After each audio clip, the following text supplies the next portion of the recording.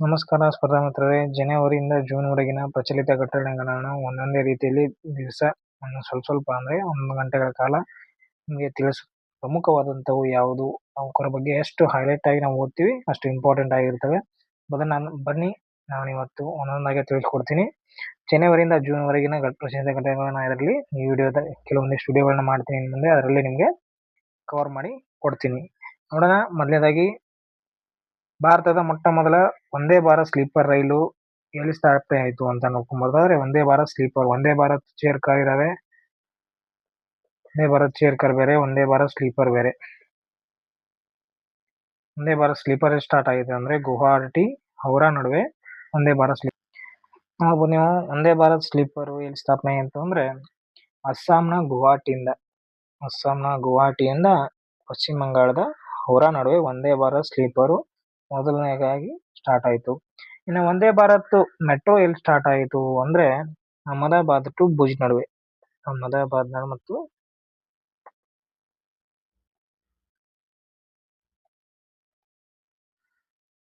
ಭುಜ್ ನಡುವೆ ವಂದೇ ಭಾರತ್ ಮೆಟ್ರೋ ಇಲ್ಲಿ ಸ್ಥಾಪನೆ ಆಯಿತು. ನೋಡ್ಕೋಬಹುದು ನೀವು, Vande Bharat sleeper Guwahati to Howrah, Vande Bharat metro Howrah Ahmedabad to Bhuj, ಮತ್ತೆ ವಂದೇ ಭಾರತ್ ಚೇರ್ ಕಾರು ವಂದೇ ಭಾರತ್ ಮೊದಲನೇದು ಚೇರ್ ಕಾರ್ ಅಂದ್ರೆ ಇವಾಗ ಓಡ್ತಾವಲ್ಲ ಅವು ಸಾಮಾನ್ಯವಾಗಿ ಒಯ್ದಿರುವಂತವು ಚೇರ್ ಕಾರ್ ಆಗಿರ್ತವೆ. ಅದೆಲ್ಲಿ ಸ್ಟಾರ್ಟ್ ಆಯಿತು ಅಂತಂದ್ರೆ ಮೊದಲನೇದಾಗಿ ನ್ಯೂ ಡೆಲ್ಲಿಯಿಂದ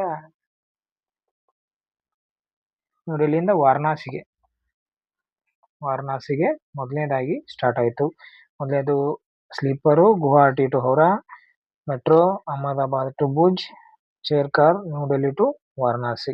ಈ ತರನಾಗಿ 3 ವಂದೇ ಭಾರತ್ ರೈಲುಗಳು ಇಲ್ಲಿ ಸ್ಥಾಪನೆ ಆದವು. ನೆಕ್ಸ್ಟ್, 29ನೇ ರಾಷ್ಟ್ರೀಯ ಇ ಆಡಳಿತ ಸಮ್ಮೇಳನ ನೋಡ್ಕೊಂಬರೋಣ. ಎಲ್ಲಿ ನಡೀತು ಅಂತಂದ್ರೆ ರಾಜಸ್ಥಾನದ ಜೈಪುರ್ನಲ್ಲಿ ಈ ಸಮ್ಮೇಳನ ನಡೀತು. ಇದನ್ನ ಯಾವ ಸಂಸ್ಥೆಗಳು ಯಾವ ಆಯೋಜನೆ ಮಾಡಿದ್ರು ಅಂತಂದ್ರೆ RTC, NCEG ಮತ್ತೆ DIR ಫಿಜಿ ಸಹಯೋಗದಲ್ಲಿ ಈ ಆಡಳಿತ ಸಮ್ಮೇಳನ ಆಯೋಜನೆಯನ್ನ ಮಾಡಲಾಗಿತ್ತು. ನೋಡ್ಕೋಬಹುದು ನೀವು, ನ್ಯಾಷನಲ್ ಸೆಂಟ್ರಲ್ ಇ ಗವರ್ನೆನ್ಸ್ ಅಂತ ಸಮ್ಮೇಳನ ಮೊದಲನೇದಾಗಿ ಆಯೋಜನೆ ಮಾಡಿರುವಂಥದ್ದು. ನೆಕ್ಸ್ಟ್, PM ರಾಹತ್ ಯೋಜನೆ ಯಾವುದು ಅಂತಂದ್ರೆ ಕೆಲವೊಂದಿಷ್ಟು ಯೋಜನೆಗಳು ಬಹಳ ಮುಖ್ಯವಾಗಿವೆ. ಈಗ ರೀಸೆಂಟ್ ಎಕ್ಸಾಮ್ ಅಲ್ಲಿ ಯೋಜನೆಗಳ ಬಗ್ಗೆ ಬಹಳ ಡೀಪ್ ಆಗಿ ಕೇಳ್ತಾ ಇದ್ದಾನೆ. ನೋಡ್ಕೋಬಹುದು ನೀವು, PM ರಾಹತ್ ಯೋಜನೆ ಎದಕ್ಕೆ ಸಂಬಂಧಪಟ್ಟದ ಅಂದ್ರೆ ಕೇಂದ್ರ ಸರ್ಕಾರ ರಸ್ತೆ ಅಪಘಾತ ಸಂತ್ರಸ್ತರಿಗಾಗಿ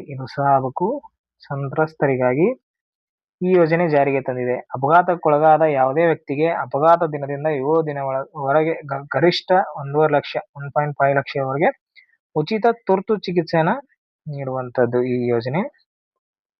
ನೋಡ್ಕೋಬಹುದು ನೀವು, ಇದು ಯೋಜನೆ ಎಷ್ಟು ಅಂದ್ರೆ ಆಕ್ಸಿಡೆಂಟ್ ಆದಂತ ವ್ಯಕ್ತಿಗೆ ಆಕ್ಸಿಡೆಂಟ್ ಆದ 7 ದಿನಗಳ ಒಳಗೆ 1.5 ಲಕ್ಷದವರೆಗೆ ಉಚಿತ ಚಿಕಿತ್ಸೆಯನ್ನ ನೀಡುವಂತ ಒಂದು ಯೋಜನೆಯಾಗಿದೆ. ನೆಕ್ಸ್ಟ್, 2026ರ ಜವಾಬ್ದಾರಿಯುತ ರಾಷ್ಟ್ರಗಳ ಸೂಚ್ಯಂಕದಲ್ಲಿ ಭಾರತದ ಸ್ಥಾನ ಅಂತ ಕೊಟ್ಟಿದ್ದಾರೆ. ನೋಡ್ಬೋದು ನೀವು, ರೆಸ್ಪಾನ್ಸಿಬಲ್ ಕಂಟ್ರೀಸ್ ಗ್ಲೋಬಲ್ ಇಂಡೆಕ್ಸ್ ಎಷ್ಟನೇ ಸ್ಥಾನದಲ್ಲಿದೆ ಅಂದ್ರೆ 16ನೇ ಸ್ಥಾನದಲ್ಲಿದೆ. 16ನೇ ಸ್ಥಾನದಲ್ಲಿ. ಮತ್ತೆ ಫಸ್ಟ್ ಯಾವ್ದಾಯ್ತು ಅಂದ್ರೆ 1ನೇ ಸ್ಥಾನ ಯಾವ್ದು ಐತೆ ಅಂದ್ರೆ ಸಿಂಗಪೂರ್.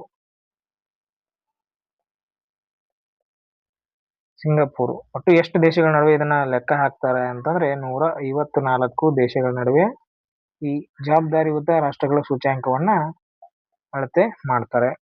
154 ದೇಶಗಳ ನಡುವೆ ಭಾರತ ಸೂಚ್ಯಂಕ ಎಷ್ಟಿದೆ? 16ನೇ ಸೂಚ್ಯಂಕದಲ್ಲಿ ಭಾರತ ಇರುವಂತದ್ದು. ನೆಕ್ಸ್ಟ್, ಕಾರ್ಪೊರೇಟ್ ಮಿತ್ರ ಯೋಜನೆ ಯಾವ ಸಂಬಂಧಿಸಿದೆ ಅಂತ ನೋಡ್ಕೋದಾದ್ರೆ, ಈ ಯೋಜನೆ ಸರ್ಕಾರಿ ಬೆಂಬಲಿತ ಉಪಕ್ರಮವಾಗಿದೆ. ತರಬೇತಿ ಪಡೆದ ಪ್ಯಾರಾ ಪ್ರೊಫೆಷನಲ್ಗಳ ಮೂಲಕ ಭಾರತದ ಸಣ್ಣ ಮತ್ತು ಮಧ್ಯಮ ಉದ್ಯಮಗಳನ್ನು MSME ಮೈಕ್ರೋ ಸ್ಮಾಲ್ ಮೀಡಿಯಂ ಎಂಟರ್ಪ್ರಿನರ್ಸ್ಗಳಿಗೆ ಸಬಲೀಕರಣಗೊಳಿಸುವ ಗುರಿಯನ್ನ ಈ ಯೋಜನೆ ಹೊಂದಿದೆ ಅಂತ ನೋಡ್ಬೋದು. ಯಾರು ಸಣ್ಣ ಉದ್ಯಮಗಳು ಇರ್ತಾವಲ್ಲ ಅವರಿಗೆ ಕಾರ್ಪೊರೇಟ್ ಮಿತ್ರ ಎಂಬ ಯೋಜನೆಯನ್ನ ಕೇಂದ್ರ ಸರ್ಕಾರ ಸಣ್ಣ ಮಧ್ಯಮ ಉದ್ಯಮಗಳನ್ನು ಹೆಚ್ಚಿಗೆ ಬಲಪಡಿಸುವ ಸಲುವಾಗಿ ಈ ಕಾರ್ಪೊರೇಟ್ ಮಿತ್ರ ಎಂಬ ಯೋಜನೆಯನ್ನ ಜಾರಿಗೆ ತಂದಿರುವಂತದ್ದು. ನೆಕ್ಸ್ಟ್ ಅಂತಾರಾಷ್ಟ್ರೀಯ ಕ್ರಿಕೆಟ್ನಲ್ಲಿ ಅತಿ ಹೆಚ್ಚು ವಿಕೆಟ್ ಪಡೆದ ಮಹಿಳಾ ಕ್ರಿಕೆಟರ್ ಯಾರು ಅಂತ ಕೇಳಿದ್ದಾರೆ. ನೋಡ್ಬೋದು ನೀವು ಮೊದಲು ಯಾರಿದ್ರು ಮಹಿಳಾ ಕ್ರಿಕೆಟ್ ಅತಿ ಹೆಚ್ಚು ಅಂತೇಳಿ ನೋಡ್ಕೊಂಬರ್ದಾದ್ರೆ ಇವಾಗ ಪ್ರೆಸೆಂಟು ದೀಪ್ತಿ ಶರ್ಮಾ ಅವರಿದ್ದಾರೆ. ಎಷ್ಟು 356 ವಿಕೆಟ್ಗಳನ್ನು ಪಡೆದು. ಪ್ರೀವಿಯಸ್ ಜುಲನ್ ಗೋಸ್ವಾಮಿ ಅವರಿದ್ರು. ಎಷ್ಟು ವಿಕೆಟ್ ಅನ್ನು ಪಡೆದ್ರು ಅಂದ್ರೆ ಜುಲನ್ ಗೋಸ್ವಾಮಿ ಅವರು 355 ವಿಕೆಟ್ಗಳನ್ನು ಪಡೆದು ಹೈಯೆಸ್ಟ್ ಇವರಿದ್ರು. ಅವ್ರನ್ನ ಹಿಂದಿಕ್ಕಿ ದೀಪ್ತಿ ಶರ್ಮಾ ಅವರು 356 ವಿಕೆಟ್ಗಳನ್ನು ಪಡ್ಕೊಂಡು ಅತಿ ಹೆಚ್ಚು ಅಂತಾರಾಷ್ಟ್ರೀಯ ಕ್ರಿಕೆಟ್ನಲ್ಲಿ ಅತಿ ಹೆಚ್ಚು ವಿಕೆಟ್ಗಳನ್ನು ಪಡೆದಂತವ್ರು ಯಾರು ಅಂದ್ರೆ ಪ್ರೆಸೆಂಟ್ ದೀಪ್ತಿ ಶರ್ಮಾ ಅವರಾಗಿದ್ದಾರೆ. ಒಟ್ಟು 356 ವಿಕೆಟ್ಗಳನ್ನು ಪಡೆದು ದೀಪ್ತಿ ಶರ್ಮಾ ಅವರು ಮೊದಲನೇ ಸ್ಥಾನದಲ್ಲಿ ಇರುವಂತದ್ದು.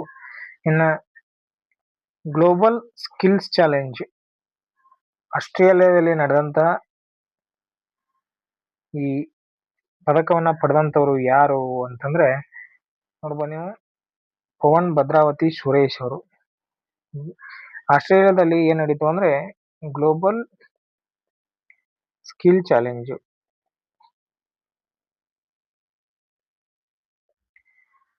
ಈ ಸ್ಪೋರ್ಟ್ಸ್ ನಡೀತದೆ. ಇದರಲ್ಲಿ ಗೋಲ್ಡ್ ಪಡ್ಕೊಂಡ ಮೊದಲೇ ಕನ್ನಡಿಗ ಯಾರು ಪಡೆದಾರೆ ಫಸ್ಟ್ ಕನ್ನಡಿಗ ಯಾರು ಪಡ್ಕೊಂಡ ಅಂದ್ರೆ ಪವನ್ ಭದ್ರಾವತಿ ಸುರೇಶ್ ಅವರು. ಯಾವ್ದ್ರಲ್ಲಿ ಅಡಕ್ಟಿವ್ ಮ್ಯಾನುಫ್ಯಾಕ್ಚರಿಂಗ್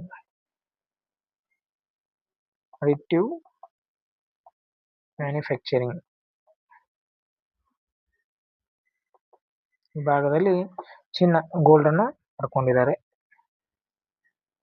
ನೆಕ್ಸ್ಟ್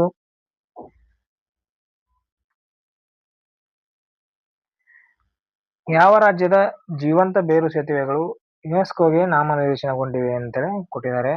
ಕಾಮನ್ವಾಗಿ ಇದನ್ನ ನಾವು ಎಲ್ಲರೂ ಗೆಸ್ ಮಾಡೋದು ಮೇಘಾಲಯದಲ್ಲಿ ಎದಕ್ಕೆ ಸಂಬಂಧಪಟ್ಟ ಅಂದ್ರೆ ಯುನೆಸ್ಕೋಗೆ ರೀಸೆಂಟ್ ಆಗಿ ಯುನೆಸ್ಕೋಗೆ ಸೇರ್ಪಡೆಗೊಂಡಿವೆ.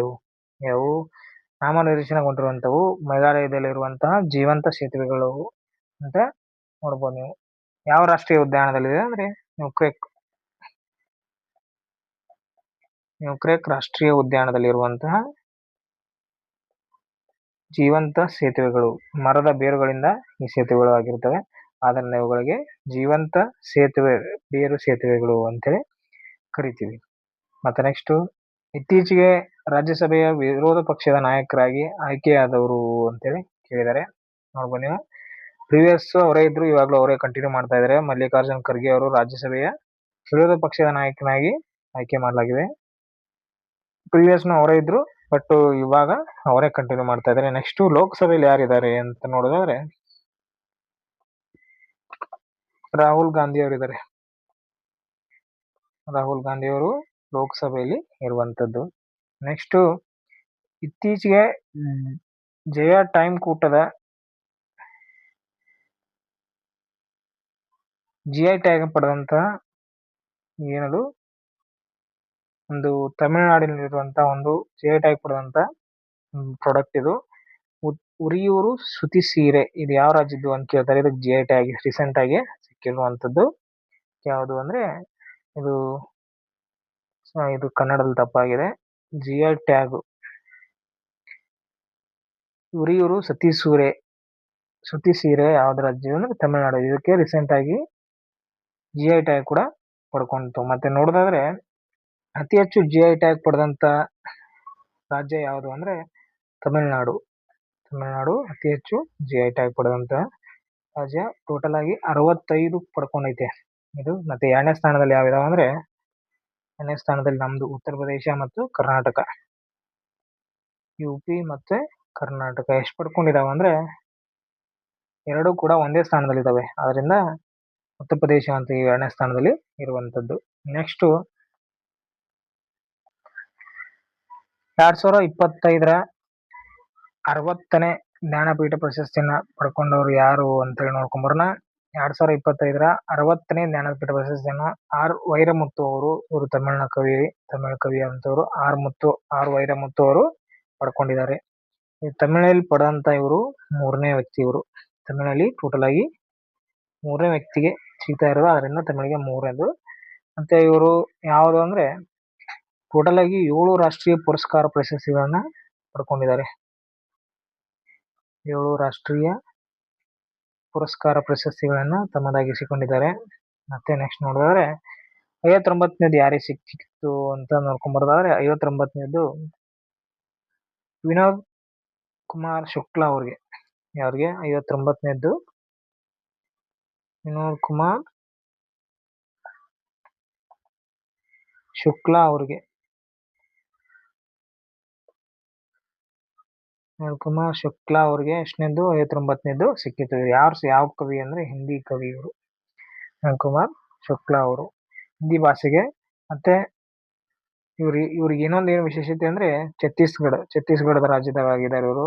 ಛತ್ತೀಸ್ಗಢಕ್ಕೆ ಇನ್ನೂವರೆಗೂ ಸಿಕ್ಕಿದ್ದಿಲ್ಲ. ಫಸ್ಟ್ ಪಡ್ಕೊಂಡಂತ ವ್ಯಕ್ತಿ ವಿನೋದ್ ಕುಮಾರ್ ಶುಕ್ಲಾ. ಇವರಿಂದ ಈ ಛತ್ತೀಸ್ಗಢ ರಾಜ್ಯಕ್ಕೆ ಮೊದಲನೇ ಬಾರಿ ಜ್ಞಾನಪೀಠ ಪ್ರಶಸ್ತಿ ಸಿಕ್ಕಿರುವಂತದ್ದು ಹಿಂದಿ ಭಾಷೆಗೆ. ನೆಕ್ಸ್ಟ್ ಮತ್ತೆ ಅದೇ ತರನಾಗಿ ಇನ್ನೂ ಸ್ವಲ್ಪ ಡಿಸ್ಕಸ್ ಮಾಡೋಣ. ಈ ಜ್ಞಾನಪೀಠ ಪ್ರಶಸ್ತಿ ಯಾವಾಗ ಸ್ಟಾರ್ಟ್ ಆಯ್ತು ಅಂತಂದ್ರೆ 1961ರಲ್ಲಿ ಈ ಜ್ಞಾನಪೀಠ ಪ್ರಶಸ್ತಿ ಸ್ಥಾಪನೆ ಆಗುತ್ತೆ. ಯಾರಿಂದ ಸ್ಥಾಪನೆ ಆಯ್ತು? ಸಾಹು ಜೈನ್ ಅನ್ನೋರು ಈ ಜ್ಞಾನಪೀಠ ಪ್ರಶಸ್ತಿಯನ್ನ ಸ್ಥಾಪನೆಯನ್ನ ಮಾಡ್ತಾರೆ. ಮೊದಲನೇದಾಗಿ ಯಾವಾಗ ಕೊಡ್ತಾರೆ ಅಂತಂದ್ರೆ 1964ರಲ್ಲಿ ಕೊಡ್ತಾರೆ ಇದನ್ನ. ಮತ್ತೆ ಎಷ್ಟು ಭಾಷೆಗಳಿಗೆ ಕೊಡ್ತಾರೆ? 22 + 1 ಯಾವ್ದಂದ್ರೆ ಇಂಗ್ಲಿಷ್ ಭಾಷೆಯನ್ನು ಸೇರಿಸ್ಕೊಂಡು 23 ಭಾಷೆಗಳಿಗೆ ಕೊಡ್ತಾರೆ. ಮತ್ತೆ ಮೌಲ್ಯ ಇದರ ಅಮೌಂಟ್ ಎಷ್ಟು ಅಂದ್ರೆ 11 ಲಕ್ಷ ರೂಪಾಯಿ. 11 ಲಕ್ಷ ರೂಪಾಯಿ ಮತ್ತೆ ಒಂದು ಪದಕವನ್ನ ಒಳಗೊಂಡಿರ್ತದೆ. ಮತ್ತೆ ಅತಿ ಹೆಚ್ಚು ಪಡ್ಕೊಂಡವರು ಯಾರು ಅಂತಂದ್ರೆ ಹಿಂದಿ ಭಾಷೆ ಟೋಟಲ್ ಆಗಿ 12 ಪದಕಗಳನ್ನ ಜ್ಞಾನಪೀಠ ಪ್ರಶಸ್ತಿಗಳನ್ನ ಪಡ್ಕೊಂಡೈತಿ. ಇನ್ನು ಎರಡನೇ ಭಾಷೆ ಯಾವುದು ಅಂದ್ರೆ ನಮ್ಮ ಕನ್ನಡ. ಟೋಟಲ್ ಆಗಿ 8 ಪದಕಗಳನ್ನ ಪಡ್ಕೊಂಡೈತಿ. ಮೂರನೇದು ಬಂಗಾಳಿ, ಇದು ಸಹ 8 ಪಡ್ಕೊಂಡೈತಿ. ಇನ್ನ ಇಂಗ್ಲಿಷ್ ಅಲ್ಲಿ ಮೊದಲು ಪಡ್ಕೊಂಡವರು ಯಾರು ಅಂತ ನೋಡಿದ್ರೆ ಅವಾಗ ಮೊದಲು ಎಲ್ಲಾ ಭಾಷೆ ಕೊಡ್ತಾ ಇದ್ರು. ಬಟ್ ಇಂಗ್ಲಿಷ್ ಅಲ್ಲಿ ಫಸ್ಟ್ ಟೈಮ್ ಪಡ್ಕೊಂಡವರು ಅಂದ್ರೆ ಅಮಿತಾಬ್ ಘೋಷ್ ಅವರು. ಅಮಿತಾಬ್ ಘೋಷ್ ಅವರು ಇಂಗ್ಲಿಷ್ ಅಲ್ಲಿ ಮೊದಲನೇ ಬಾರಿಗೆ ಜ್ಞಾನಪೀಠ ಪ್ರಶಸ್ತಿಯನ್ನ ಪಡ್ಕೊಂಡಂತಹ ವ್ಯಕ್ತಿಯಾಗಿದ್ದಾರೆ. ನೆಕ್ಸ್ಟ್ ಇತ್ತೀಚೆಗೆ ಯುರೋ ಕರೆನ್ಸಿಯನ್ನು ಅಳವಡಿಸಿಕೊಂಡ 21ನೇ ದೇಶ ಯಾವುದು ಅಂತಂದ್ರೆ ಬಲ್ಗೇರಿಯಾ. ನೋಡ್ಬೋದು ನೀವು, ಇತ್ತೀಚೆಗೆ ಯುರೋ ಕರೆನ್ಸಿನ 21ನೇ ದೇಶ ಯಾವುದು ಅಂದ್ರೆ ಬಲ್ಗೇರಿಯಾ ರಾಷ್ಟ್ರ ಯುರೋ ಕರೆನ್ಸಿಯನ್ನ ಅಳವಡಿಸಿಕೊಂಡಂತ ರಾಷ್ಟ್ರ. ಮತ್ತೆ ನೋಡ್ಬೋದು ನೀವು, ಯುರೋ ಕರೆನ್ಸಿಯಲ್ಲಿ ಪ್ರಸ್ತುತ ಎಷ್ಟು ರಾಷ್ಟ್ರಗಳು ಒಳಗೊಂಡಿದೆ ಅಂದ್ರೆ 27 ರಾಷ್ಟ್ರಗಳ ಒಂದು ಒಕ್ಕೂಟ ಇದು ಯುರೋಪಿಯನ್ ಯೂನಿಯನ್ ಅನ್ನೋದು.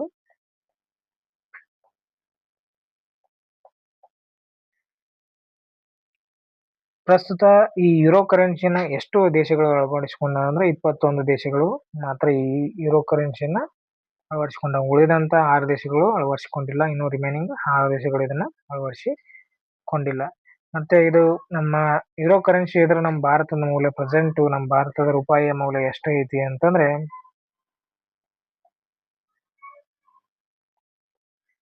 110.8 ರೂಪೀಸ್. ಇದು ಯುರೋ ಕರೆನ್ಸಿಯಲ್ಲಿ ನಮ್ಮ ಭಾರತದ ರೂಪಾಯಿಯ ಮೌಲ್ಯ ಅಂತೇಳಿ ನೋಡ್ಕೋಬಹುದು. ಮತ್ತೆ ಇದೇ ತರನಾಗಿ ಹೆನ್ಲೆ ಪಾಸ್ಪೋರ್ಟ್ ಇಂಡೆಕ್ಸ್ ಇದರಲ್ಲಿ ಯಾರು ನೋಡ್ಕೊಂಬೋದು, ಇದೊಂದು ಎಡಿಷನ್ ನೋಡ್ಕೊಂಬರೋಣ. Henle passport index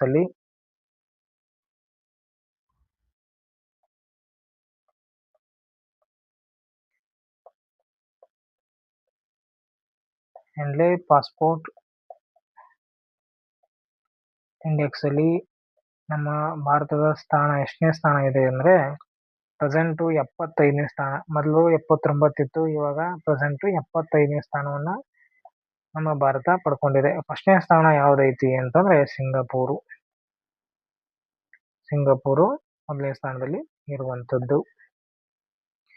next 2026ರಲ್ಲಿ 52ನೇ G7 ಶೃಂಗಸಭೆ ಎಲ್ಲಿ ನಡೀತದೆ ಅಂತ ನೋಡ್ಕೊಂಡ್ಬರೋಣ. ಅಂದ್ರೆ ಫ್ರಾನ್ಸ್ನ ಏವಿಯನ್ ನಲ್ಲಿ 2026ರ G7 ಶೃಂಗಸಭೆ ಫ್ರಾನ್ಸ್ನ ಏವಿಯನ್ ಎಂಬ ನಗರದಲ್ಲಿ ನಡೀತಾ ಇದೆ.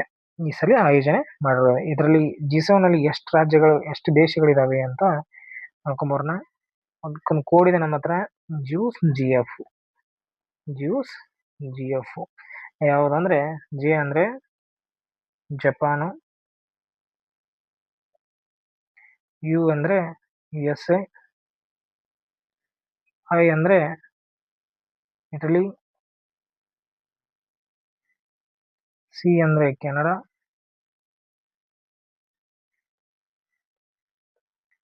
ಇ ಅಂದ್ರೆ ಇಂಗ್ಲೆಂಡ್,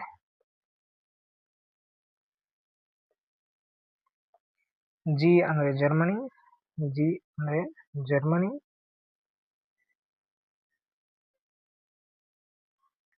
ಎಫ್ ಅಂದ್ರೆ ಫ್ರಾನ್ಸ್. ಈ G7 ರಾಷ್ಟ್ರಗಳು ಯಾವಾಗ ಸ್ಥಾಪನೆ ಆಯಿತು ಅಂತ, ಈ G7 ಯಾವಾಗ ಸ್ಥಾಪನೆ ಆಯಿತು ಅಂದ್ರೆ 1975ರಲ್ಲಿ 1975ರಲ್ಲಿ G6 ಅಂತ ಸ್ಟಾರ್ಟ್ ಆಗುತ್ತೆ. ಇದು G6 ಅಂತ ಸ್ಟಾರ್ಟ್ ಆಗುತ್ತೆ. ಅವಾಗ ಈ G6 ಅಲ್ಲಿ ಕೆನಡಾ ಇರೋದಿಲ್ಲ. G6 ಅಲ್ಲಿ ಕೆನಡಾ ಇರೋದಿಲ್ಲ. ಕೆನಡಾ ಯಾವಾಗ ಇದಕ್ಕೆ ಆ್ಯಡ್ ಆಗುತ್ತೆ ಅಂದ್ರೆ G7 1976ರಲ್ಲಿ ಕೆನಡಾ ಬಂದು ಆ್ಯಡ್ ಆಗೋದ್ರಿಂದ G7 ಆಗುತ್ತೆ. ಕೆನಡಾ ಪ್ಲಸ್ ಆಗುತ್ತೆ, ಇಲ್ಲಿ ಕೆನಡಾ ಪ್ಲಸ್ ಆಗುತ್ತೆ. ಒಟ್ಟು ಟೋಟಲ್ 7 ದೇಶಗಳಾಗ್ತವೆ. ಮತ್ತೆ ಆವಾಗ ಮತ್ತೆ ರಷ್ಯಾ ಒಂದು ಸೇರ್ಪಡೆ ಆಗುತ್ತೆ 1976 ಕೆನಡಾ ಆದ್ಮೇಲೆ. ರಷ್ಯಾ ಯಾವಾಗ ಬರುತ್ತೆ ಅಂದ್ರೆ 2014ರಲ್ಲಿ ಈ G7ಗೆ ಬಂದು ಈ G8 ಆಗುತ್ತೆ. ಯಾವಾಗ ಬರುತ್ತೆ ಅವಾಗ ರಷ್ಯಾ ಇದಕ್ಕೆ ಬಂದು ಸೇರಾಗುತ್ತೆ, ಅವಾಗ G8 ಆಗುತ್ತೆ. ಮತ್ತೆ ಇದು 1997ರಲ್ಲಿ ಇದು ಆ್ಯಡ್ ಆಗುತ್ತೆ. ನೆಕ್ಸ್ಟ್, ಇತ್ತೀಚೆಗೆ 18ನೇ ವಯಸ್ಸಿನಲ್ಲಿ ದಕ್ಷಿಣ ಧ್ರುವಕ್ಕೆ ಸ್ಕೈಯಿಂಗ್ ಮಾಡಿದಂತ ಕಿರಿಯ ಮಹಿಳೆ ಯಾರು ಅಂತ ನೋಡಿದ್ರೆ ರಮ್ಯಾ ಕಾರ್ತಿಕೇಯನ್. ಇವರು ಎಲ್ಲಿಯವರು ಅಂದ್ರೆ ಮುಂಬೈ ಅವರು ಆಗಿದ್ದಾರೆ. ದಕ್ಷಿಣ ಧ್ರುವಕ್ಕೆ ಮೊದಲು ಇವರು ಸ್ಕೈಯಿಂಗ್ ಮಾಡ್ತಾರೆ, ಮಹಿಳೆ ಅಂತವರು.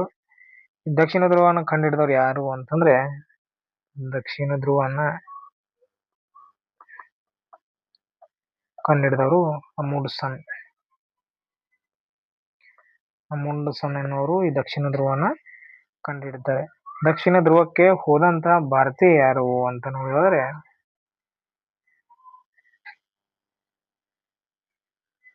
ಕರ್ನಲ್ KK ಬಜಾಜ್ ಅವರು. ಕರ್ನಲ್ KK ಬಜಾಜ್ ಎಂಬುವರು ಈ ದಕ್ಷಿಣ ಧ್ರುವಕ್ಕೆ ಮೊದಲನೇ ಬಾರಿಗೆ ಹೋಗ್ತಾರೆ. ಇನ್ನ ಈ ದಕ್ಷಿಣ ಧ್ರುವಕ್ಕೆ ಹೋದಂತ ಮೊದಲ ಮಹಿಳೆ ಯಾರು ಅಂತ ನೋಡ್ಕೊಂಡ್ಬರ್ದಾದ್ರೆ ನಮ್ಮ ಭಾರತೀಯ ಮಹಿಳೆ ರೀನಾ ಕೌಶಲ್ ಧರ್ಮಶುಕ್ಲ. ಯಾರು? ರೀನಾ ಕೌಶಲ್ ಧರ್ಮಶುಕ್ಲ ಎಂಬುವರು ಈ ದಕ್ಷಿಣ ಧ್ರುವಕ್ಕೆ ಭೇಟಿ ಕೊಟ್ಟ ಮೊದಲ ಮಹಿಳೆಯಾಗಿದ್ದಾರೆ. ನೆಕ್ಸ್ಟ್ ಯಾವುದು ಅಂತಂದ್ರೆ ಈ ಓಲ್ ಚಿಕ್ಕಿ ಲಿಪಿಯ ಶತಮಾನೋತ್ಸವ ಬಗ್ಗೆ ಮೊದಲನೇ ನೋಡ್ಕೊಂಡ್ಬರೋಣ. ಯಾಕಿದು ಫೇಮಸ್ ಆಗೈತಿ ಅಂತಂದ್ರೆ, ಇದಕ್ಕೆ ರಾಷ್ಟ್ರಪತಿಯವರು ಶತಮಾನೋತ್ಸವಕ್ಕೆ ಭೇಟಿ ಕೊಟ್ಟು ಸಂವಿಧಾನವನ್ನ ಓಲ್ ಚಿಕ್ಕಿ ಲಿಪಿಯಲ್ಲಿ ಬಿಡುಗಡೆ ಮಾಡಿದ್ರು. ಅದರಿಂದ ಈ ಸುದ್ದಿ ಪ್ರಮುಖವಾಗಿ ವಿಶೇಷತೆಯಲ್ಲಿದೆ. ಅದರಿಂದ ಸಂವಿಧಾನವನ್ನ ಈ ಓಲ್ ಚಿಕ್ಕಿ ಭಾಷೆಯಲ್ಲಿ ಓಲ್ ಚಿಕ್ಕಿ ಲಿಪಿಯಲ್ಲಿ ಪ್ರಕಟಣೆ ಮಾಡಿದ್ರು. ಆದ್ರಿಂದ ಇದು ಬಹಳ ಸುದ್ದಿಯಲ್ಲಿದೆ. ಇತ್ತೀಚೆಗೆ ನಡೆದಂತ ಸಂತಾಲಿ ಭಾಷೆಯ ಓಲ್ ಚಿಕ್ಕಿ ಲಿಪಿಯ ಶತಮಾನೋತ್ಸವ ಎಲ್ಲಿ ನಡೀತು ಅಂದ್ರೆ ಜಾರ್ಖಂಡ್ ನಲ್ಲಿ ನಡೀತು. ಇದಕ್ಕೆ ರಾಷ್ಟ್ರಪತಿ ದ್ರೌಪದಿ ಮುರ್ಮು ಅವರು ಹೋಗಿರ್ತಾರೆ. ರಾಷ್ಟ್ರಪತಿ ದ್ರೌಪದಿ ಮುರ್ಮು ಅವರು ಈ ಓಲ್ ಚಿಕ್ಕಿ ಶತಮಾನೋತ್ಸವಕ್ಕೆ ಭೇಟಿ ಕೊಟ್ಟಿರ್ತಾರೆ. ನೋಡ್ಕೊಬೋದು ನೀವು. ಇದ್ಯಾಕೆ ಫೇಮಸ್ ಐತೆ ಅಂದ್ರೆ, ಓಲ್ ಚಿಕ್ಕಿ ಲಿಪಿಯಲ್ಲಿ ಇತ್ತೀಚೆಗೆ ಸಂವಿಧಾನದ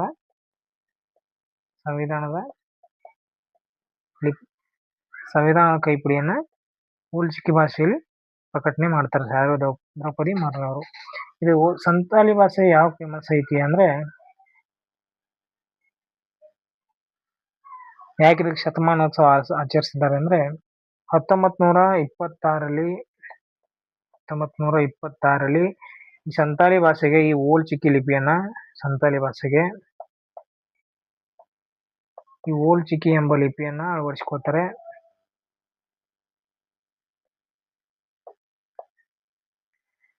ಯಾರು ಅಂದ್ರೆ ರಘುನಾಥ್ ಮುರ್ಮು ಅವರು. ಪಂಡಿತ್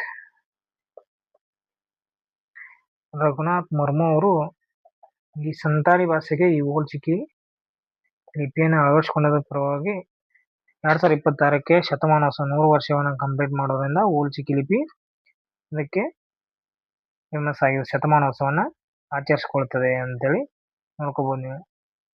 ಈ ಸಂತಾಲಿ ಭಾಷೆ ಯಾವ ರಾಜ್ಯಗಳಲ್ಲಿ ಜಾರಿಗೆ ಐತಿ ಅಂತ ನೋಡಿದ್ರೆ ಒಡಿಸ್ಸಾದಲ್ಲಿದೆ. Odisha, Chhattisgarh,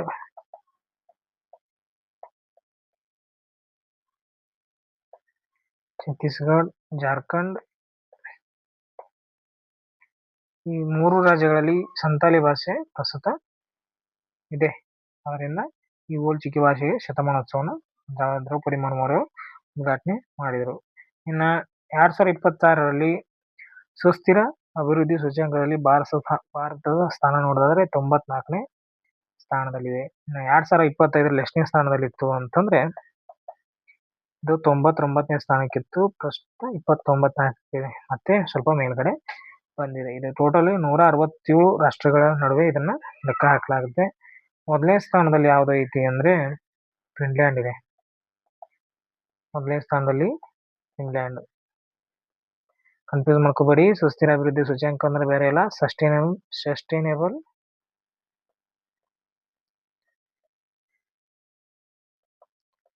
sustainable development index ಅಂತ.